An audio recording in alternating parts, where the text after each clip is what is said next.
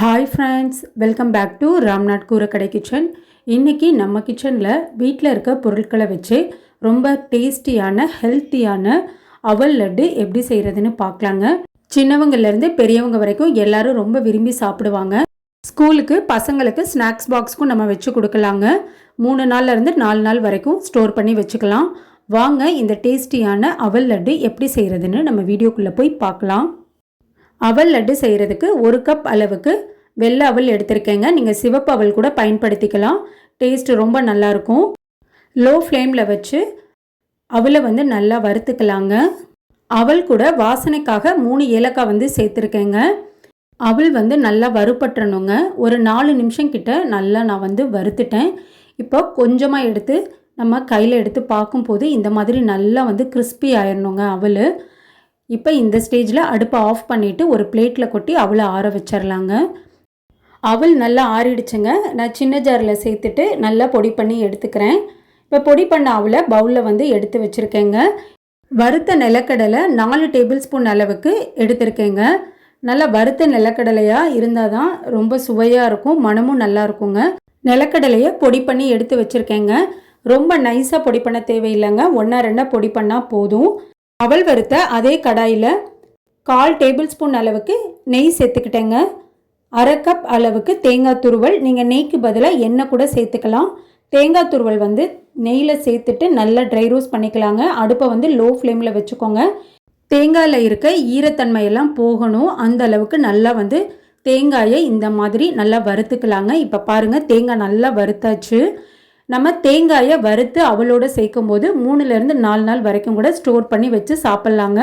சீக்கிரம் நமக்கு கெட்டு போகாமல் இருக்கும். அதனால தான் தேங்காயை இந்த மாதிரி நல்லா வறுத்து எடுத்துக்கிறது. இப்போ பிளேட்டில் எடுத்து வச்சுட்டேங்க. 3/4 கப் அளவுக்கு நாட்டு சக்கரை சேர்த்துருக்கேன். உங்களுக்கு நாட்டு சக்கரை வேண்டான்னா நீங்கள் வெல்லம் கூட பயன்படுத்திக்கலாம். 3/4 கப் நாட்டு சக்கரை கரெக்டான அளவுங்க. 3/4 கப் நாட்டு சக்கரைக்கு 1/2 கப் அளவுக்கு தண்ணி சேர்த்திக்கலாம். தண்ணி சேர்த்திட்டு அடுப்பை ஹை ஃப்ளேமில் வச்சுக்கோங்க.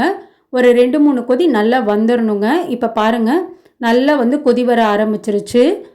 இந்த ஸ்டேஜில் நம்ம பொடி பண்ணி வச்சுருக்க அவலை சேர்த்துக்கலாங்க.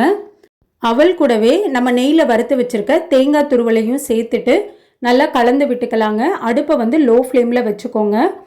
அவல் தேங்காய் எல்லாமே நாட்டு சக்கரை கரைசலில் நல்லா வெந்துடணுங்க. ஒரு 3 நிமிஷம் கிட்ட நான் நல்லா மிக்ஸ் பண்ணிட்டேங்க. இந்த ஸ்டேஜில் நம்ம பொடி பண்ணி வச்சுருக்க நிலக்கடலையும் சேர்த்துட்டு நல்லா கலந்து விட்டுடலாங்க. நீங்கள் நல்லா மிக்ஸ் பண்ணும்போது ரொம்ப ட்ரையாக இருக்குது உங்களுக்கு அப்படின்னா கொஞ்சமாக சுடு தண்ணி தெளிச்சிட்டு நீங்கள் கலந்து விட்டுட்டா கரெக்டாக இருக்குங்க. இப்போ ஒரு 2 நிமிஷம் கிட்ட நல்லா நிலக்கடலையை கலந்து விட்டாச்சுங்க. இந்த அளவுக்கு நல்லா மிக்ஸ் ஆயிடணும். கொஞ்சமாக நம்ம கையில் எடுத்து பார்க்கும்போது கொஞ்சம் உருண்டை பிடிக்கிற பக்குவத்தில் இருக்கணுங்க. இப்போ நான் கொஞ்சமாக மாவு எடுத்து கையில் பிடிச்சி காட்டுறேன் பாருங்கள். இந்த பக்குவத்தில் கரெக்டாக இருக்கணும்.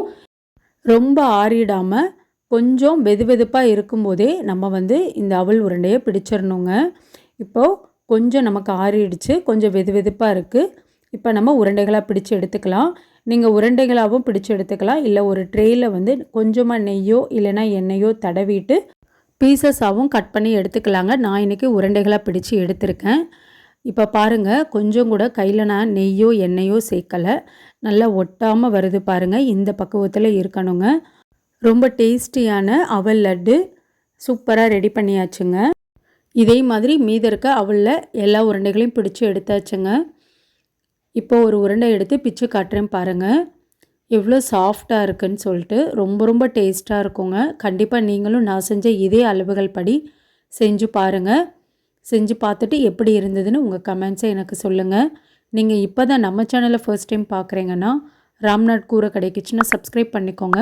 பக்கத்தில் இருக்க பெல் ஐக்கானை கிளிக் பண்ணிவிட்டு ஆல்ன்ற ஆப்ஷனை டிக் பண்ணிக்கோங்க. அப்போ தான் நான் போடுற புது ரெசிபீஸ் நோட்டிஃபிகேஷனில் உங்களுக்கு உடனுக்குடனே வரும். இந்த வீடியோ உங்களுக்கு பிடிச்சிருந்ததுன்னா லைக் பண்ணுங்கள். உங்கள் ஃப்ரெண்ட்ஸ் அண்ட் ரிலேட்டிவ் ஃபேமிலிக்கும் ஷேர் பண்ணுங்கள். இனி நான் வேறு ஒரு இன்ட்ரெஸ்டிங்கான ரெசிபியில் உங்களை பார்க்குறேன். தேங்க்ஸ் ஃபார் வாட்சிங்.